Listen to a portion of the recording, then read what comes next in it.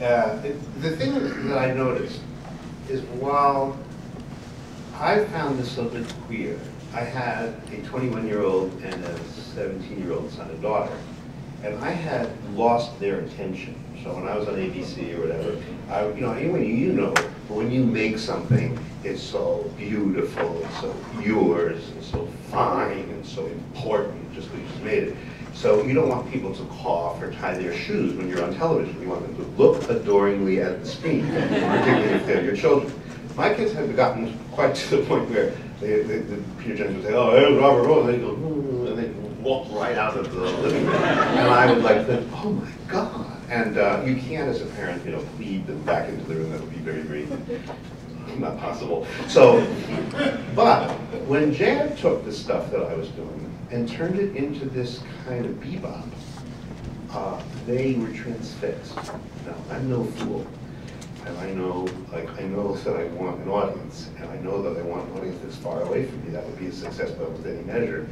And I was getting them through. It's a little embarrassing because I've always produced myself up to now. But somehow, in the hands of this person, I was suddenly relevant again. And I didn't always understand why, but I certainly knew what it looked like, and I liked it.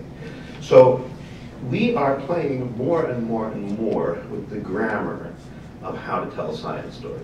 But beyond that, we've also decided to take the science, whenever possible, out of laboratory settings and put them very close to where people live in their ordinary lives. So for example, one of our shows was just about deceit.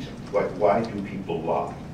And why do some people lie more than others? What is a lie? And how would you define a liar? And in the middle of all this, we were talking to some social scientists who had asked literally tens of thousands of people a set of embarrassing questions which they presumed there was the only honest answer to was yes. The questions were things like, have you ever enjoyed a bowel movement, ever?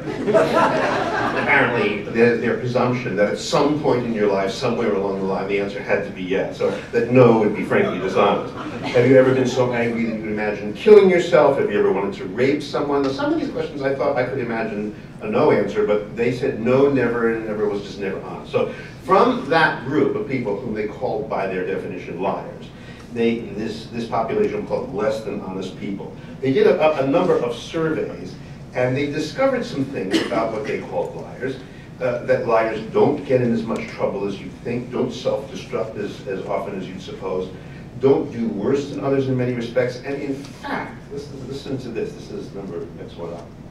And it turns out that they do a whole lot better in all kinds of better, in all kinds of things. Like what? A whole lot of stuff.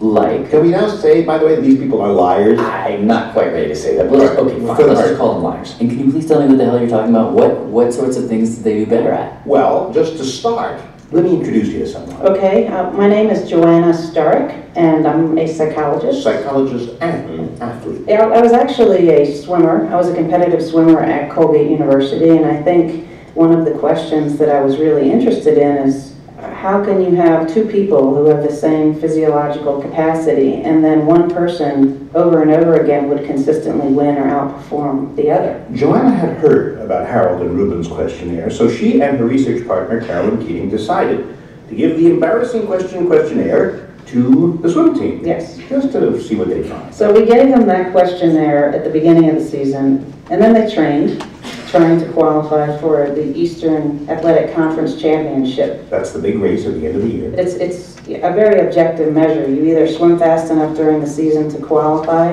or you don't. And when, at the end of the season, Joanna and her research partner Carolyn looked at which swimmers did the best, which ones qualified, we did find a bizarre relationship. the swimmers who said, one of the liars, who said no to all these questions. Do you enjoy your bowel movements? No. Have you ever thought about killing yourself? No. Have you ever thought about raping someone? No. Consistently, They were the winners. the fastest and most successful swimmers were the ones who, on the questionnaire, according to Harold and Rubin, lied to themselves. Yes. I do think a little bit of deception is not necessarily a bad thing. It might even be a crucial thing.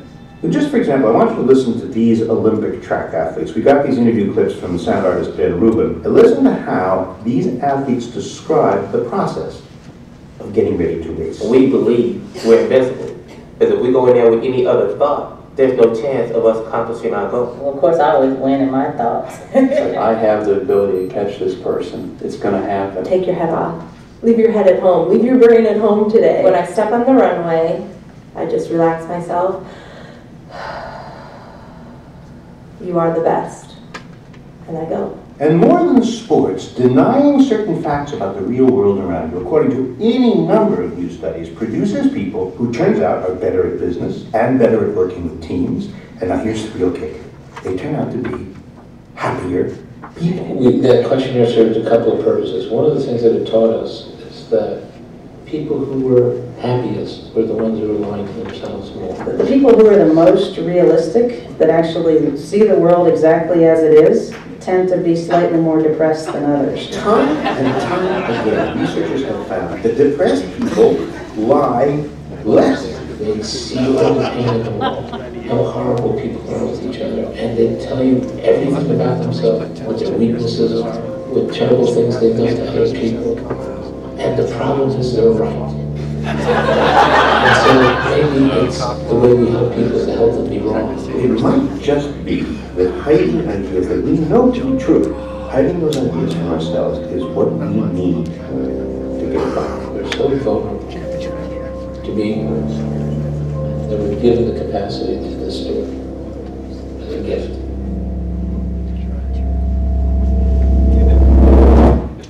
Very disturbing. But the point here is to take the ordinary business of things. One time on NPR, it was Valentine's Day, and I had my wife say to me on the air, like, she said, so what are you getting for it? I said, I got you gold. She said, where did you get it? So where did it come from? I said, you want to really know where it came from? Said, yeah. I was thinking like Nordstrom's. I said, well, here's where it came from. Then we go to stars, and my wife was like, oh, and you can hear that. But the thing is, I just wanted people, whenever they looked at gold, to realize that the gold had traveled galactic distances over enormous amounts of time, spit out by stars, and that this ordinary business of the shiny metal that you're wearing around your neck and your finger is a long story, a deep story, and that the world is actually a rich, fantastic place, and all you have to do is scratch anywhere, and there it is. But the business begins with a belief in wonder and curiosity, which is kind of important, and also framing carefully. So this next one, what can be more ordinary than men and women fighting fiercely, particularly couples?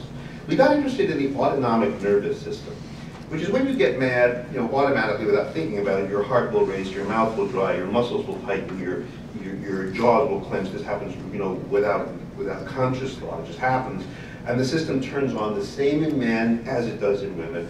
But the interesting thing is, it turns off differently, which explains an enormous amount of spousal and boy-girlfriend spatting.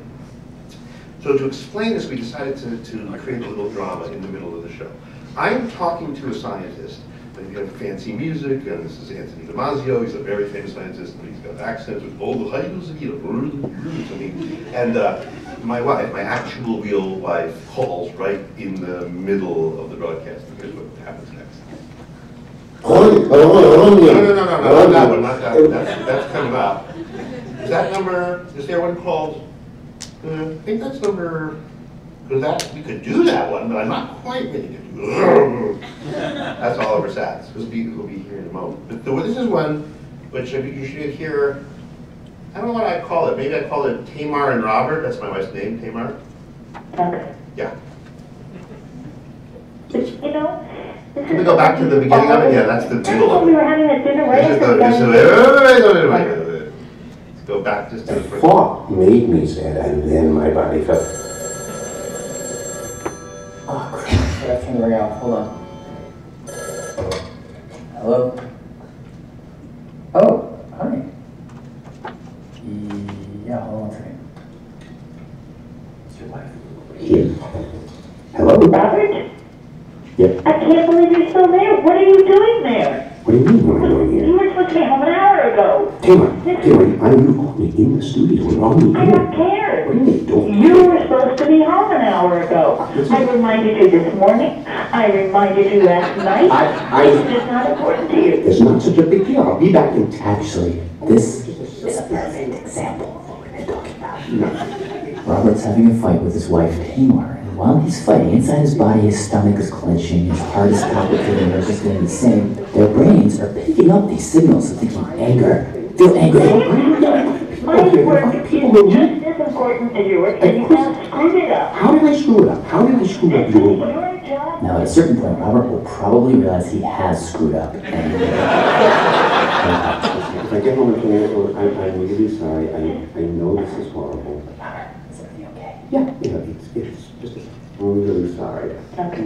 Now, when it comes to brains and bodies and men and women, the interesting thing is that when a man and woman fight, these systems in their body, the heart palpitating, stomach clenching, while these systems do turn on at the same speed. And it takes like 2 seconds. According to Robert Sapolsky. Where there's an interesting gender difference is how long it takes to turn off the system. And ladies, sorry in advance. And in general, it turns off more slowly in women than in men.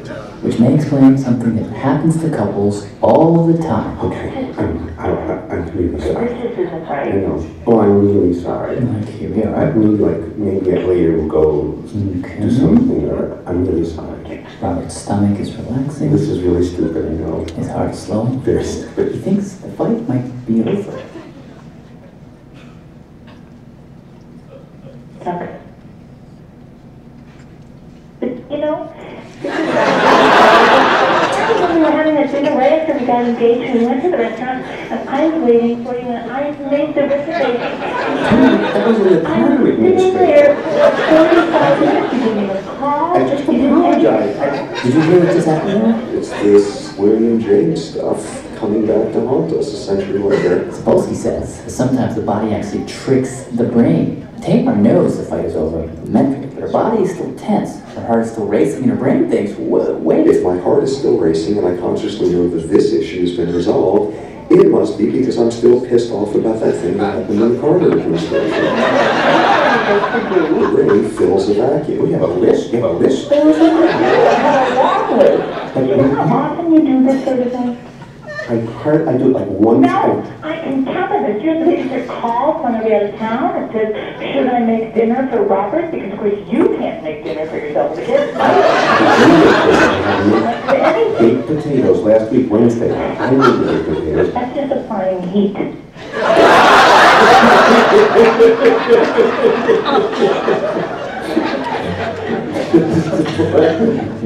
I want to thank my wife, Kim Lewin, for what I think was a pretty startlingly performance,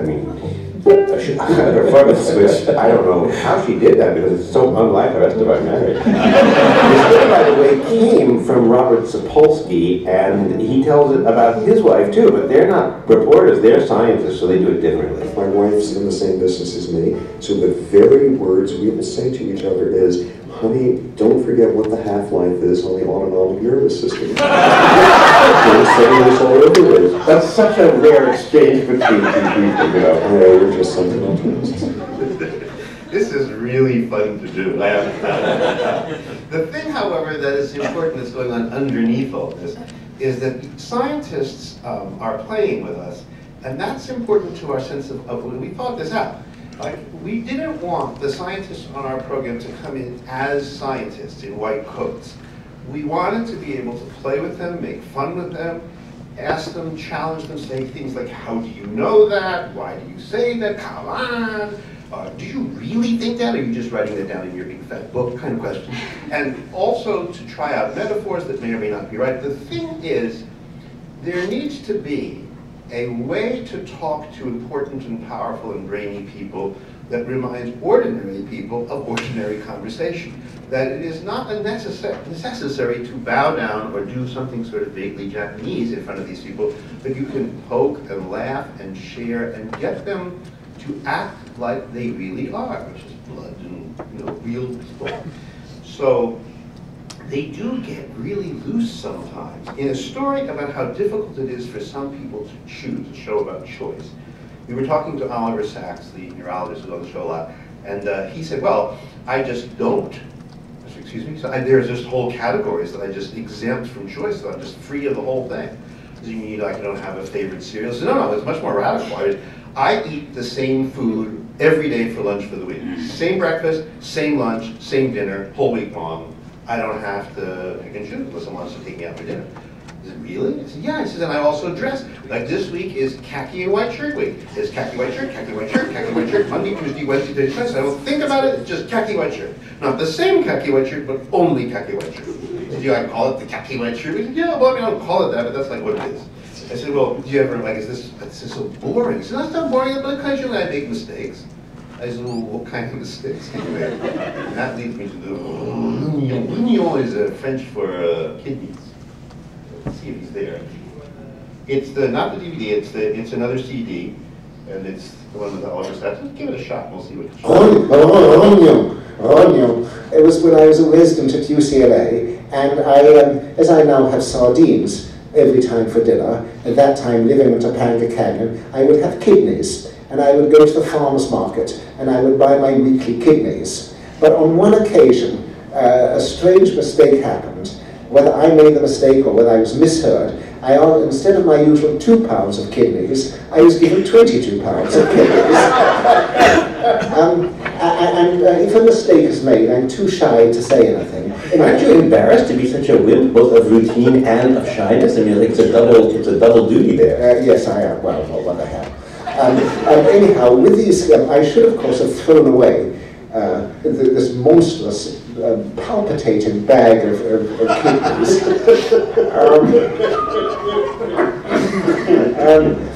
But in the event, I took it back to my little house in Topanga, and then followed an increasingly nightmarish period in which I had kidneys for breakfast, for lunch, kidneys stewed, sweet kidneys, and finally, after about 10 days, by which time I'd eaten about 50 pounds.